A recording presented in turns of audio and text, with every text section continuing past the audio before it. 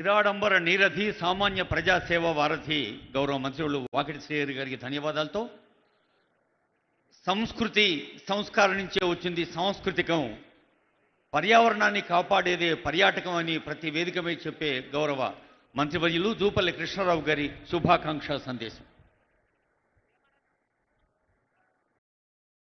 జై కాంగ్రెస్. ఈనాటి ప్రజాపాలన 2 సంవత్సరాలు పూర్తి చేసుకున్న సందర్భంలో ప్రజాపాలన ప్రజా విజయోత్సవాల్లో మొట్టమొదటిగా పాలమూరు జిల్లా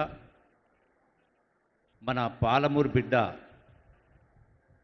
గౌరవ ముఖ్యమంత్రి రేవంత్ రెడ్డి గారు, అట్లాగే సభాధ్యక్షులు మీ అభిమాన నాయకుడు గౌరవ సహచర మంత్రివర్యులు వాకిటి శ్రీహరి గారు, అట్లాగే ఇన్ఛార్జ్ మంత్రివర్యులు పెద్దలు దామోదర రాజనరసింహ గారు, అట్లాగే మిత్రుడు సహచర మంత్రివర్యులు కోమటిరెడ్డి వెంకటి గారు, అట్లాగే కార్పొరేషన్ అధ్యక్షులు, ప్రభుత్వ సలహాదారులు, వేదికపైనటువంటి సహచర శాసనసభ్యులందరికీ, వేదికపైనటువంటి ఇతర పెద్దలందరికీ, మక్తల్ నియోజకవర్గ ప్రజలందరూ కూడా ఈ శుభ సందర్భంలో మీ అందరికీ హృదయపూర్వక నమస్కారం తెలియజేస్తా ఉన్నా. మన పాలమూరు ముద్దుబిడ్డ కాబట్టే ఈనాడు మక్తలన్నా, నారాయణపేట అన్నా, కొడంగల్ అన్నా అత్యంత వెనుకబడిన ప్రాంతాలు. గడిచిన దశాబ్ద కాలంలో ఇంతటి పేదరికం వెనుకబడతాను ఉన్నా కూడా గొప్పగా చెప్పుకున్నటువంటి గత ప్రభుత్వాలు, గత నాయకులు, భారతదేశానికే ఆదర్శం చెప్పుకున్న నాయకులకు పాలమూరు యొక్క దుస్థితి ఉన్నా కూడా ఏనాడు కనికరించలే. ఈనాడు మన పాలమూరు ముద్దుబిడ్డ కాబట్టే, మన పాలమూరు ముద్దుబిడ్డ ముఖ్యమంత్రి అయ్యాడు కాబట్టే సుదీర్ఘంగా ఉన్నటువంటి మీ కష్టాలు తీర్చడానికి ఈనాడు పెద్ద ఎత్తున ఈనాడు అభివృద్ధి కార్యక్రమాలు, సాగునీరు, అట్లాగే రోడ్స్ కావచ్చు, రకరకాల అభివృద్ధి కావచ్చు. సుమారుగా ఒక మక్తల్ నియోజకవర్గానికే 1000 కోట్ల రూపాయలు ఈనాడు మంజూరు ఇస్తూ ఉన్నారంటే మన గౌరవ ముఖ్యమంత్రి రేవంత్ రెడ్డి గారిని అభినందించాల్సిందే ఖచ్చితంగా. అట్లాగే మీరు వింటూ ఉన్నారు, చూస్తూ ఉన్నారు, పేపర్ల ద్వారా, వాట్సాప్ల ద్వారా, సోషల్ మీడియా ద్వారా. ఎక్కడ చూసినా కూడా వాస్తవాల్ని ప్రతిబింబించినట్టు కాకుండా వాస్తవాల్ని అవాస్తవాలుగా చూపిస్తూ మాట్లాడుతూ, ఎక్కడ చూసినా ఏ టీవీలో చూసినా కేటీఆర్ అయినా హరీష్ రావు అయినా ఈ ప్రభుత్వాన్ని 2 సంవత్సరాల ప్రభుత్వాన్ని విమర్శించే కార్యక్రమం చేస్తూ ఉన్నారు. ఈ రాష్ట్రం గడచిన 10 సంవత్సరాల కాలంలో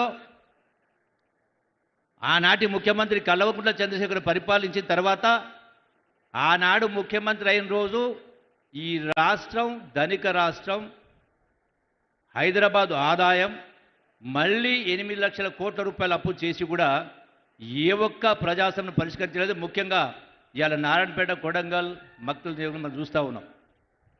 మరి నేను ఒక మాట చెప్తే సమయం కూడా లేదు కాబట్టి, మొన్న జూబ్లీహిల్స్ ఎన్నికల్లో జరిగినటువంటి శాసనసభ జూబ్లీహిల్స్ ఉప ఎన్నికల్లో కేటీఆర్ మాట్లాడుతూ జూబ్లీహిల్స్ ఉప ఎన్నిక గడచిన 2 సంవత్సరాల రేవంత్ రెడ్డి గారి పరిపాలన, కాంగ్రెస్ పరిపాలనకు ప్రజలు రెఫరెండం 2 సంవత్సరాల పరిపాలన పైన ప్రజలు తీర్పు ఇవ్వబోతా ఉన్నారని 1కి 10 సార్లు ప్రస్తావించిండు. కరెక్టే. మీ అన్ని ప్రశ్నలకు సమాధానం కేటీఆర్ ఏదైతే మాట్లాడిండో 2 సంవత్సరాల గొప్పగా చెప్పుకుంటా ఉన్నారు మన ఇందిరమ్మ ప్రభుత్వం అని, ప్రజాపాలనని, రేవంత్ రెడ్డి గారి ప్రభుత్వం అని. ఈ 2 సంవత్సరాల పరిపాలనలో జూబ్లీస్ ఎన్నికలు తీర్పు ఇవ్వబోతా ఉన్నారు పరిపాలన పైన అన్నారు. కేటీఆర్, హరీష్ రావు, ఇలా బీఆర్ఎస్ నాయకులందరినీ కూడా నేను ప్రశ్నిస్తా ఉన్నా, ముఖం ఎక్కడ పెట్టుకుంటారు?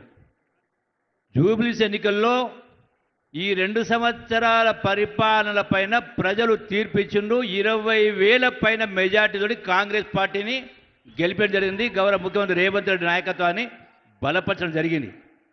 ఇక దేనికి సమాధానం చెప్పాలి మీకు? 100% ఈ ప్రభుత్వం ప్రజాప్రభుత్వం, ఇందిరమ్మ ప్రభుత్వం, పేదల పక్షపాతి, పేదల ప్రభుత్వం.